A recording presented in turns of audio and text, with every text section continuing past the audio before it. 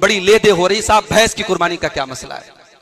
دیکھیے، جو علماء بھینس کی قربانی کے قائل ہیں ان کی دو دلیلیں ہیں۔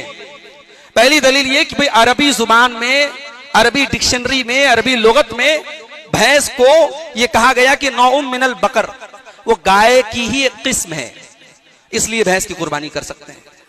اور دوسری دلیل وہ یہ دیتے ہیں کہ بھئی جب زکوٰۃ، بھینس کا کوئی آدمی کاروبار کر رہا ہے، اب بھینس کی زکوٰۃ کیسے نکالے گا؟ نبی کے دور میں تو بھینس ہوتی نہیں تھی، تو زکوٰۃ نکالنے میں وہ گائے کا اعتبار کرے گا، جیسے گائے کی زکوٰۃ نکالی جاتی ہے ویسے بھینس کی زکوٰۃ نکالے گا۔ تو یہ وہ کہتے ہیں جب زکوٰۃ میں آپ گائے کے اوپر اس کو قیاس کر رہے تھے تو قربانی میں آپ کیوں نہیں قیاس کر سکتے؟ یہ دو مضبوط دلیلیں ان علماء کی ہے جو یہ کہتے ہیں بھینس کی قربانی کر سکتے ہیں۔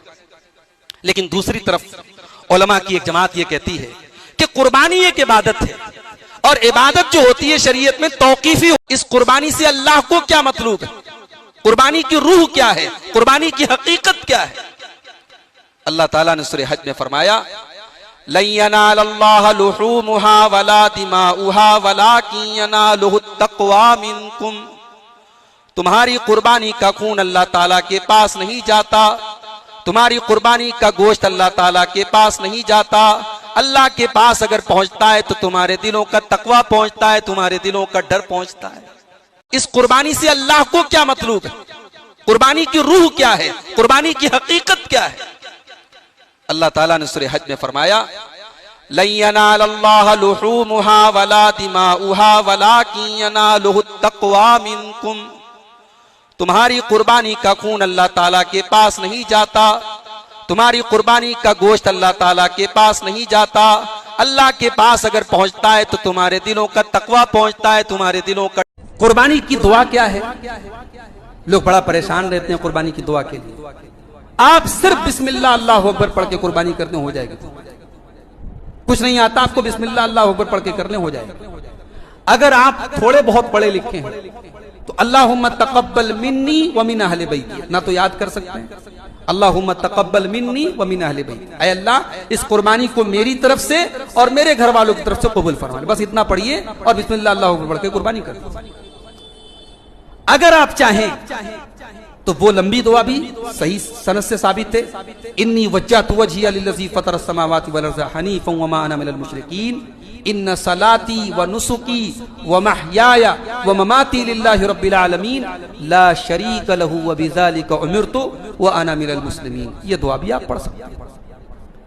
قربانی اگر آپ کسی اور کی طرف سے کر رہے ہیں تو اللہم تقبل من کے بعد اس کا نام لیجیے، مثال کے طور پہ اس کا نام۔ وہ حاجیوں، عمرہ کرنے والوں، ہاجرہ تو ایک عورت تھی، دنیا کہتی اسلام نے عورت کو کیا مقام دیا؟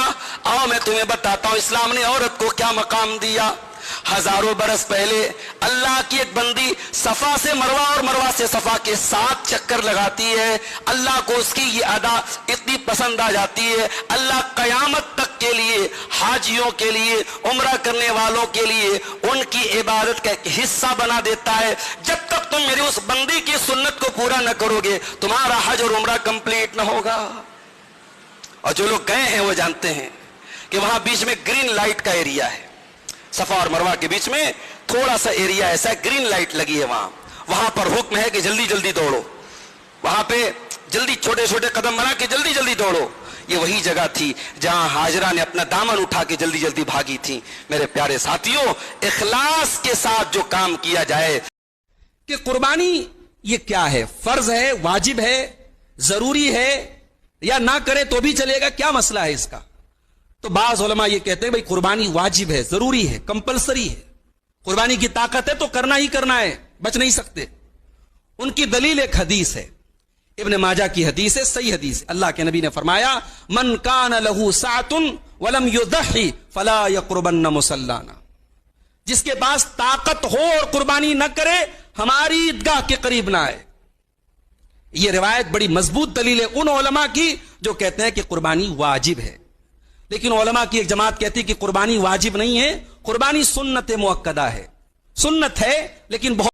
آپ سبھی سے میری درخواست ہے آپ میرے چینل کو سبسکرائب کریں، ویڈیو لائک کریں اور زیادہ سے زیادہ شیئر کریں اور اپنے کومنٹس ضرور دیں۔ جزاک اللہ خیر۔